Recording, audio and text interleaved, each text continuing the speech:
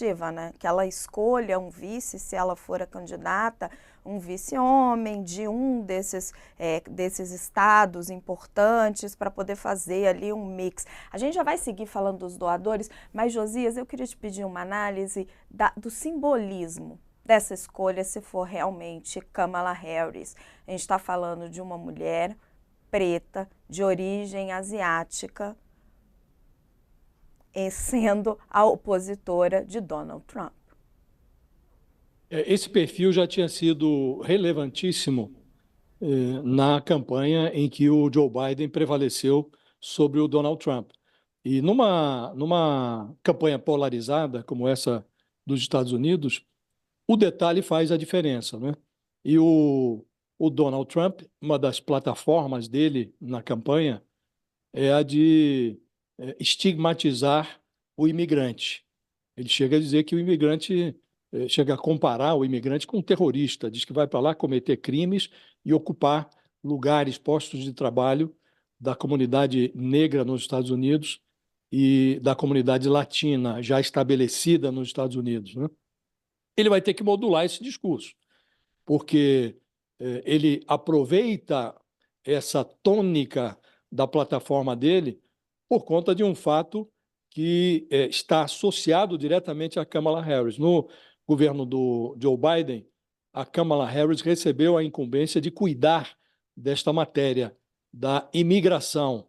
E ela falhou, porque ela demorou a visitar a fronteira dos Estados Unidos com o México, que é a principal porta de entrada da imigração ilegal, e durante o governo Biden, a imigração bateu recordes. Essa imigração ilegal bateu recordes. Então, o Donald Trump se aproveita disso para atacar a Kamala Harris, que foi responsável por essa área durante a gestão Biden. Agora, se ele exagera, ele acaba atingindo esse eleitorado que se sente representado pela Kamala Harris, que é o eleitorado feminino, o eleitorado negro, o imigrante latino e de outras procedências, não é? E a Kamala é o retrato do chamado sonho americano. Ela é filha de pai jamaicano, mãe indiana e tem uma carreira de mostruário, de fato. Ela se formou em Direito, foi promotora em São Francisco, depois procuradora-geral da Califórnia, senadora, primeira vice-presidente negra dos Estados Unidos, da história americana, e agora está sendo levada à vitrine pelo Joe Biden por essas características. E, como disse, numa eleição polarizada, o detalhe pode fazer a diferença, não é? Então, se a Kamala Harris consegue, ela não é a mais a mais carismática das criaturas. Teve, aliás, uma atuação apagada, muito mais apagada do que se esperava dela durante a gestão Biden. Um pouco porque o próprio Biden cuidou de apagar a luz da Kamala Harris, porque lá atrás já se especulava, quando o Biden foi eleito, que ele teria uma presidência de um mandato só, em função da idade dele. A idade dele já era um problema na eleição passada, só que pesou mais o fator democrático, a ameaça que era representada pelo Donald Trump. Por isso, a presença da Kamala Harris na chapa era um prenúncio de que o Partido Democrata apostaria nessa personagem como uma alternativa presidencial para a sucessão seguinte, para esta sucessão agora. O Biden insistiu em ser candidato, verificou-se que ele não tinha condições até cognitivas de sustentar a sua candidatura, e agora a Câmara volta como uma alternativa, não está ainda sacramentada, mas muito dificilmente os democratas encontrarão outra alternativa mais confortável. Primeiro porque o dinheiro da campanha já está no colo da Kamala Harris, uma vez que ela compõe a chapa do Biden e herdaria os recursos. Em segundo lugar, porque ela é uma figura nacional. Embora existam democratas até mais carismáticos do que ela, governadores de estados importantes, esses personagens teriam que ralar ainda para se tornar figuras nacionais, e a Kamala Harris já é esta figura nacional. Então, por comodidade, até os democratas devem se encaminhar para a formalização dessa candidatura. E você tem razão, Raquel. Ela reúne em torno dela diferenciais que podem fazer realmente, podem ter um peso nessa eleição, que é uma eleição que se prenuncia como uma disputa muito apertada, a ser decidida ali no olho mecânico, né?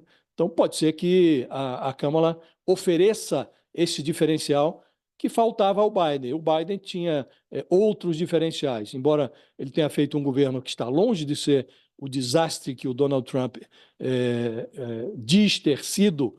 Ele estava sem condições de continuar na disputa por razões de idade, ele não demonstrava a mínima capacidade de se confrontar com um adversário traiçoeiro, mentiroso e ardiloso como o Donald Trump.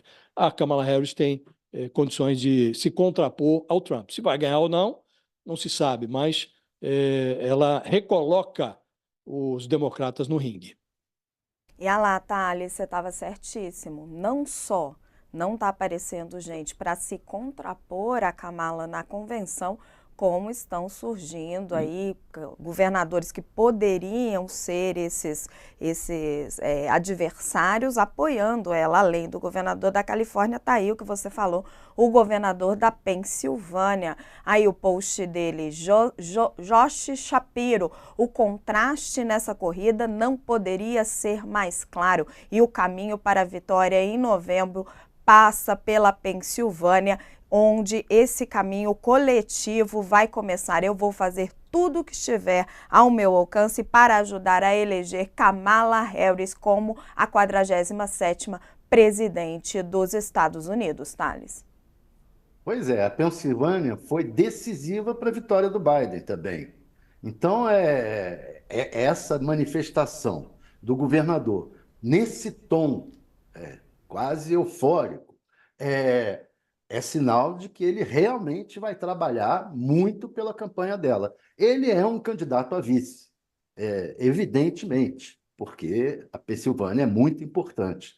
Agora, tem que ver como é que vão ficar os outros estados pêndulo, porque o Trump não é um candidato fraco, é um candidato forte.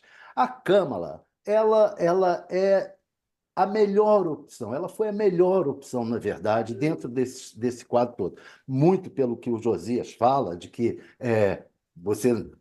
vai ser muito difícil você bater numa mulher negra nesse momento. Eu tenho dúvida, eu tenho até que aprender um pouco. Se um dos leitores da coluna que eu escrevi hoje disse: você escreveu preta.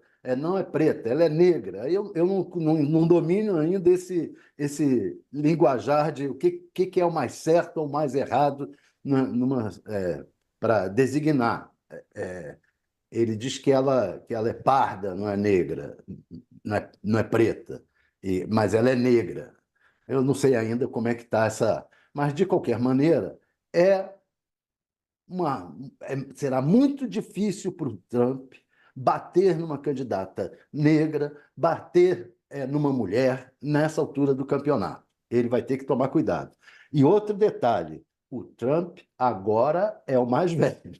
Ele criticou muito a questão da idade do Biden, que era 3 anos a mais que ele. Então, agora ele é o mais velho. E ele que tem que tomar cuidado, porque os tropeços dele poderão ser atribuídos a essa questão que ele ficou levantando bandeira, da senilidade, do etarismo, né? Ele tem que tomar muito cuidado agora com o etarismo que ele próprio usou contra o Biden.